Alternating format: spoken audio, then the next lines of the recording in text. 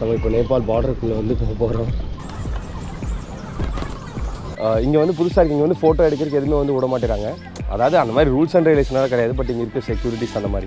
இவர் வந்து என்னென்னா என் கூட வந்து எல்லாம் பேசிட்டு இவரோட பொண்ணு வந்து யூகேல படிச்சுட்டு இருக்காங்க. ஸோ அப்போ அவர் என்கிட்ட கேட்டார் என்ன பர்பஸ் என்னன்னு, கிளைமேட் சேஞ்ச் அப்படின்னு சொல்லிட்டு அவருக்கு நான் சில விஷயம் சொன்னேன். நீங்கள் குழந்தைகளுக்காக என்னென்ன பண்ணுறீங்க, என்ன பண்ணணும் அப்படின்னு.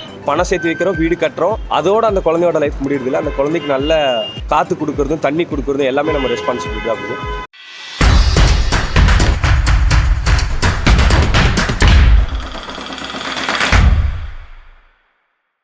எல்லா இடத்துலையுமே வந்து வேலை நடக்குது.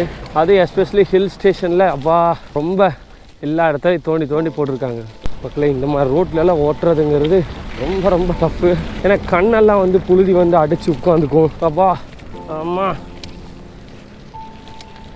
சாமி. டீம் இப்போ ஆக்சுவலாக நான் இருக்கிற இடம் வந்து பார்த்தீங்கன்னா வெஸ்ட் பெங்கால்லேருந்து சிக்கிம் மேலே கேங்டாக் போயிட்டுருக்கேன். அங்கே போகிற வழியில் பார்த்தேன். நீங்கள் இங்கே பாருங்களேன், இது வந்து ஆக்சுவலாக ஒரு ஆறில் எப்படி இந்த அளவுக்கு மண் வந்துச்சு அப்படின்னு. உங்களுக்கு ஒரு விஷயம் தெரியுமான்னு தெரியல.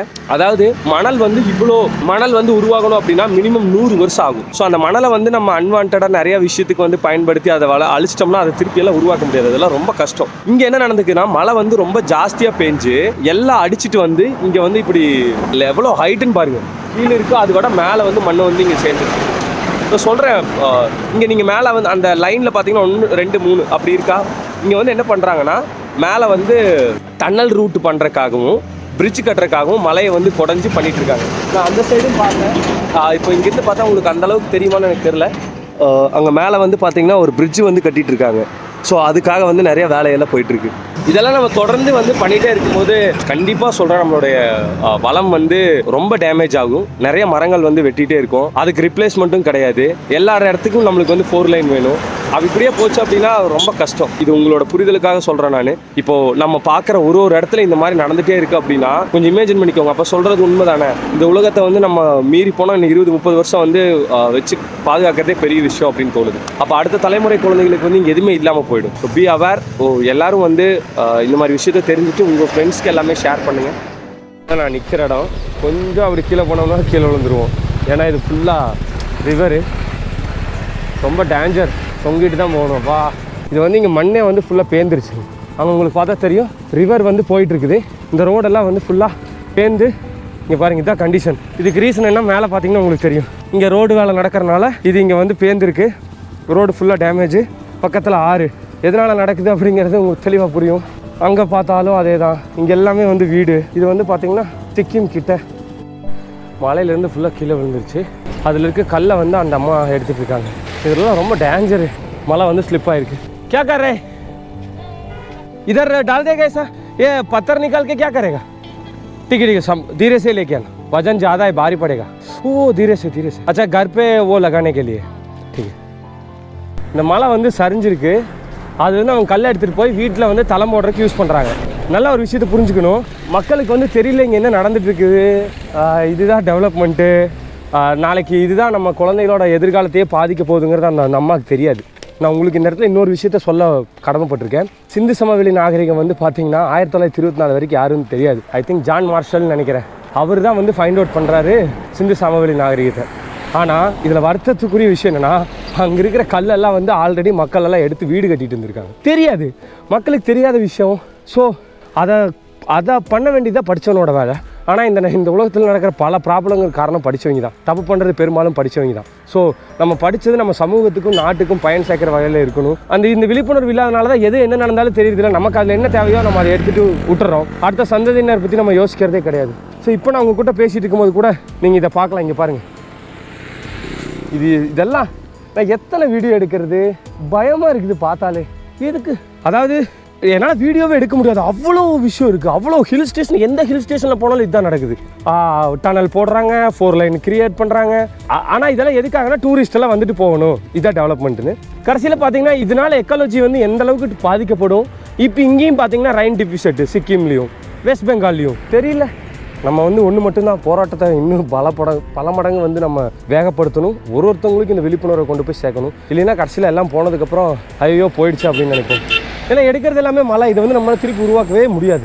மக்களே ஆக்சுவலாக கண்டினியூவாக டஸ்ட்டு வந்து வருது. நம்ம என்ன தான் போட்டாலும் ப்ரொடெக்ட் பண்ணுறது ரொம்ப கஷ்டமாக இருக்குது. அதான் சைக்கிள் விட்டு இறங்கி கொஞ்சம் காற்று வேணுமே அப்படி சொல்லிட்டு நிற்கிறேன். இப்போ நீங்கள் பார்த்தீங்கன்னா தெரியும் நிறையா வண்டியெல்லாம் போகுது. பட் டெஸ்ட்டு ஹேண்டில் பண்ணுறதா டு பி ஹானஸ்ட் ரொம்ப டஃப் நண்பர்களே. நான் இங்கேருந்து ரேங்க்போ அதாவது பார்டர் வந்து சிக்கிம் பார்டர் வந்து போகணுன்னா அது இன்னும் 15லேருந்து 20 கிலோமீட்டரு. ஃபுல்லாக ஹில் ஸ்டேஷன். நம்ம அங்கே பண்ணோம்னா தான் அங்கே போய் ஸ்டே பண்ண முடியும். Never ever give up. வாங்கடா டீம், நான் கொடுக்குறேன், அது ஒன்று ஒன்றா வாங்கி சாப்பிடுப்பாரு. வா அது கொடுத்துருங்க. ஃபுல்லாக புழுதி பறக்குது. விஜய் துப்பாக்கி படத்துலேருந்து வெளியே வர்ற மாதிரி இன்டர்வல் பிளாக்னு நினைக்கிறேன். ஸோ இந்த மாதிரி புகையாக போகுதுங்க. அடடா ஆலலா. Hi team. இப்போ ஆக்சுவலாக நான் எங்கே இருக்கேன்னு பார்த்தீங்கன்னா சிக்கிம் வெஸ்ட் பெங்கால் பார்டர் ரேங்க்பூன்னு இங்கேருந்து இன்னொரு 5-6 கிலோமீட்டர். நான் எதுக்கு இங்கே வந்தேன் அப்படின்னா இங்கே எனக்கு பின்னாடி பார்க்குறீங்க பாருங்கள், அந்த கேப்பில் ஒயிட்டாக தெரியுது பாரு. அந்த ஒயிட்டுக்கு இடையில இருக்கிறது எல்லாம் வந்து காடுகள். நீங்கள் இங்கே மேலேயும் பார்க்கலாம், இந்த சைடும் ஃபுல்லாக காடு. எல்லாமே வந்து பார்த்தா ஒரு 30-40 ஃபூட்டுக்கு இருக்குது. அதை பார்த்தோன்னே எனக்கு அப்படியே அதுக்குள்ளே போய் இருந்துக்கலாம் அப்படின்னு தோணுச்சு நைட்டில். அது பயமோ அது ஏதோ அந்த ஃபீல் இல்லை. பிகாஸ் சூப்பராக இருக்குது இதை பார்க்கும்போது. Locate welcome to Sikkim. Sikkim வந்து நம்மளை வரவேற்குது. Welcome to Sikkim. இது அவங்களுடைய தலைவர்கள், இது அவங்களுடைய கலாச்சாரம். ஸோ நம்ம சக்ஸஸ்ஃபுல்லாக இங்கே வந்துட்டோம். இது சிக்கிமோட பார்டர் ரேங்க்போ. நம்ம வந்து நைட் ஸ்டே பண்ணணும். மே ஹோட்டல் ஜாராவே டீம் இங்கே பார்க்கலாம். எல்லாம் ஃபுல்லாக கொடி பறக்குது. பானி டேங்கி அப்படிங்கிறது அதாவது 0 பாயிண்ட் நேபாளுக்கும் வெஸ்ட் பெங்காலுக்கும் உள்ள அந்த இடத்துல இருந்து கிளம்பி சிக்கிம்குள்ளே வந்திருக்கோம்.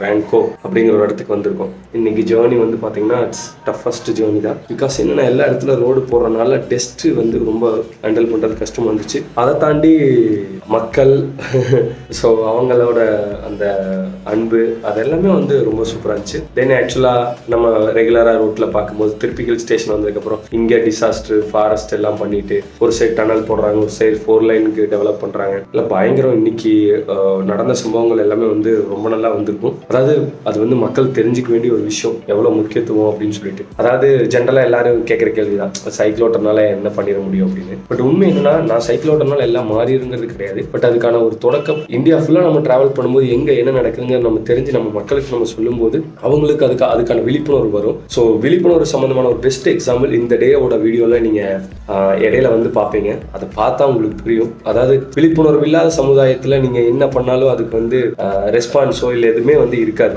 ஸோ அந்த விழிப்புணர்வு ஏற்படுத்துறதா வந்து ஒரு மனிதனுக்கு ஒரு மிகப்பெரிய விஷயம். அதை தான் பண்ணிட்டு இருக்கோம். அதாவது மறக்கிறது மக்கள் இயல்பு, அதை தொடர்ந்து நினைவுபடுத்துறதா வந்து ஒரு புரட்சியாளனோட வேலை. நான் புரட்சியாளன்னு சொல்ல வரல, அதுக்கான வேலையை நம்ம இப்போதான் ஸ்டார்ட் பண்ணியிருக்கோம். நம்மளால முடியுங்கிற ஒரு நம்பிக்கை தான்.